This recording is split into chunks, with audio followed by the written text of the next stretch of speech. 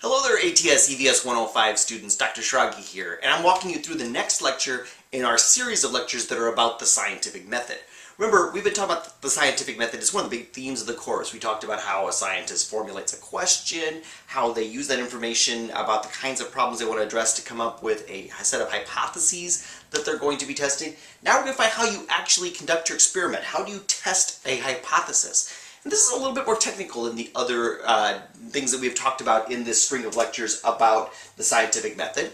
To understand what we're going to be doing, we're going to be developing something called an inferential statistic or a test statistic. That's different than the kinds of statistics you're possibly already familiar with. Those are called descriptive statistics. And whether you're talking about being a sports fan or you follow science or whatever in your major, odds are you've worked with descriptive statistics like average, or the variance, or the correlation, or whatever, that are examples of, you use, a statistic is based on observations. You took a measurement of 10 students' height, and you added them up and divided by 10, that's an average. All right, those are descriptive statistics. We're going to need a different kind of statistics to test a hypothesis. They're going to be called inferential statistics, or test statistics. These are all familiar and they're based on observations. That's what makes it a statistic, in case you ever wonder what exactly that definition is.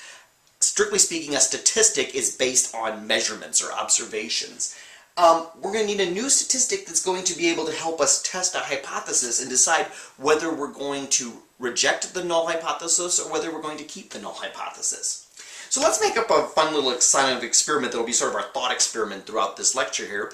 And rather than dwell on climate all the time and stuff like that, let's do something a little more fun. What if we wanted to decide who's taller?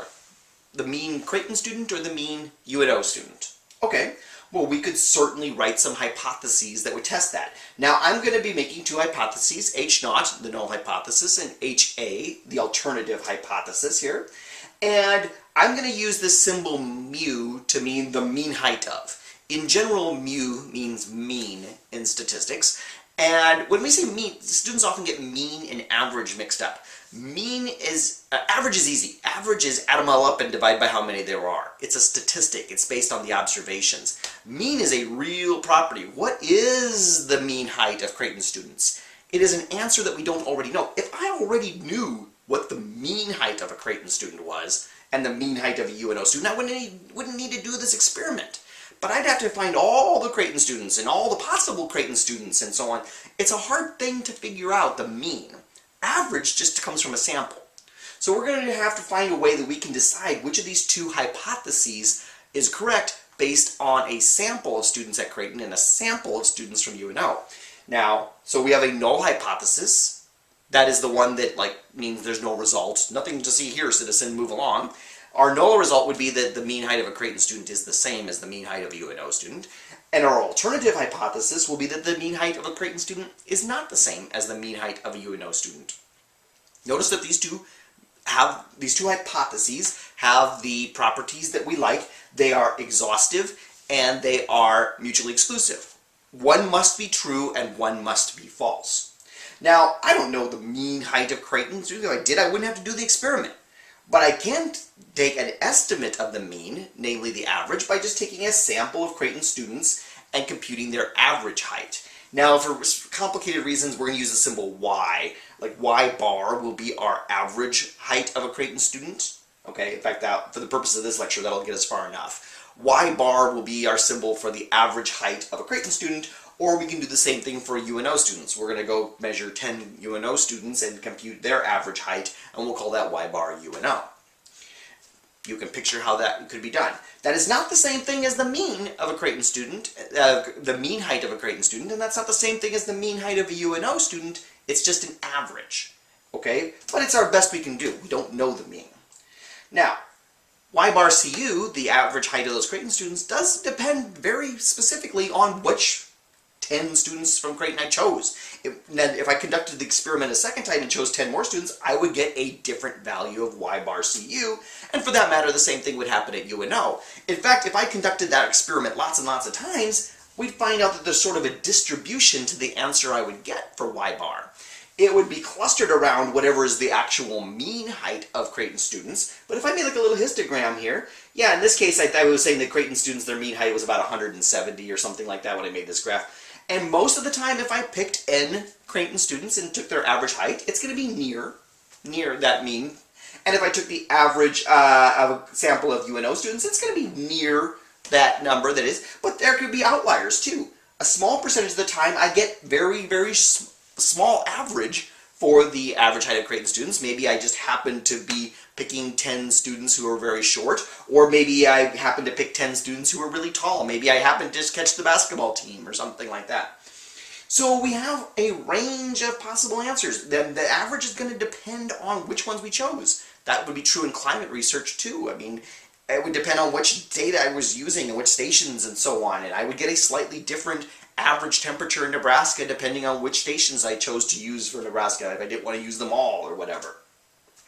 So we have to figure out how we're going to use these statistics, these averages and so on, to figure out which of these null hypotheses is the correct one.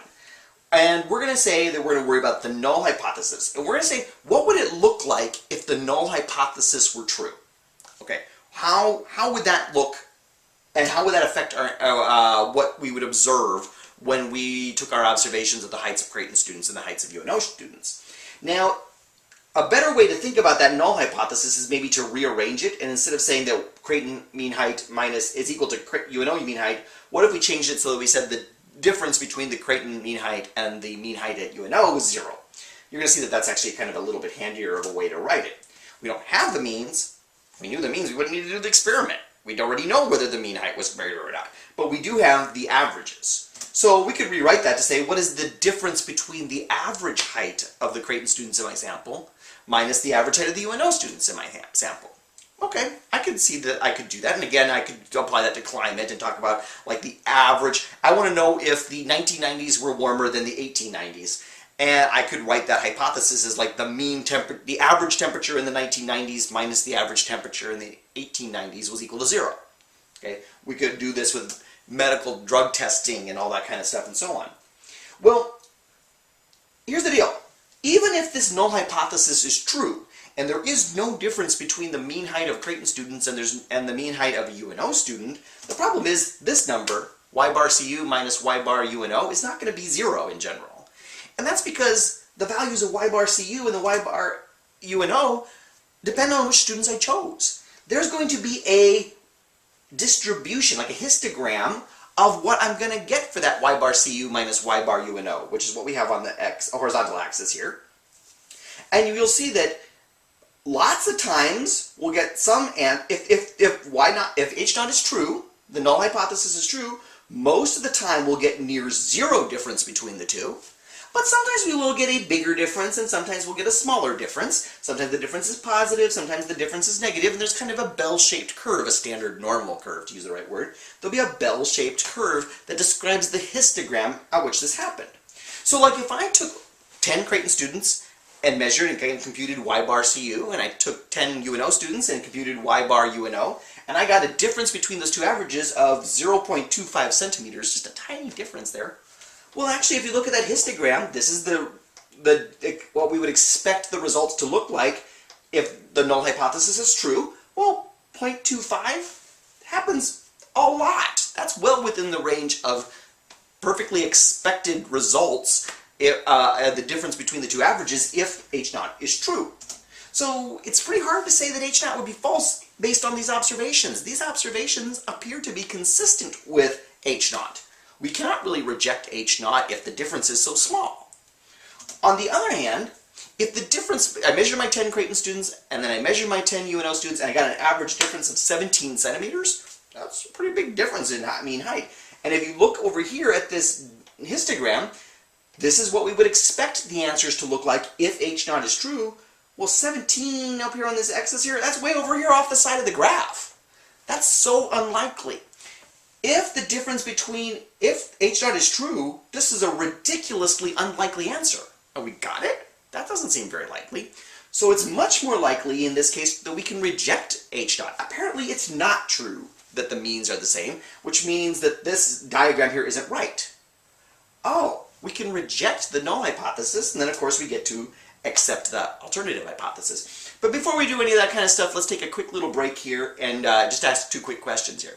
Question 1. Which of the following would be a good null hypothesis if I wanted to test if the global mean temperature in the 2010s was different from in the 1950s? Which of these would be your null hypothesis? Would it be that the mean, I'm just using that mu symbol here again, doesn't mean mean. So like the mean for the 1950s is equal to the mean for the 2010s? Would it be that the mean for the 1950s is not equal to the mean for the 2010s? Or would it be that the mean for the 1950s is greater than the mean for the 2010s? Which of those would be the null hypothesis if we were trying to do a hypothesis test to see which of these was statistically significantly warmer? All right, make a choice from those three options and get a little feedback before you move on to question 2.